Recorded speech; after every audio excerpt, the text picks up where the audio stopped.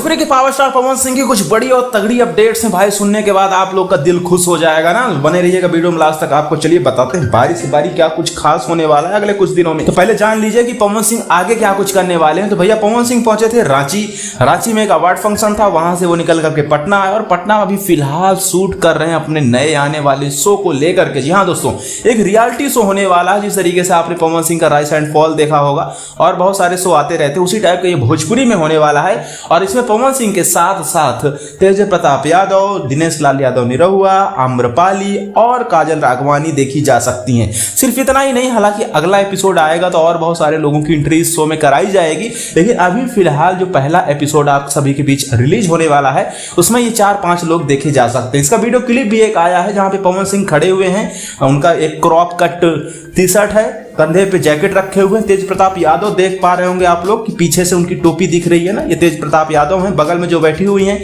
उनका नाम है काजल राघवानी। इधर 2 लोग जो बैठे हैं इनका नाम है दिनेश लाल यादव निरहुआ और आम्रपाली। ये 5 लोग नजर आ रहे हैं डाइनिंग टेबल पे और वहां पे कुछ सीन का शूट वगैरह हो रहा होगा। तो एक रियलिटी शो होने वाला जो कि भोजपुरी में आएगा, जियो हॉटस्टार पे इस शो को चलाया जाएगा। तो आप सभी के बीच ये शो बहुत जल्द रिलीज होने वाला है। आप यूं कह सकते हैं कि विद इन अ वीक ये शो आप सभी के बीच देखने को मिल जाएगा।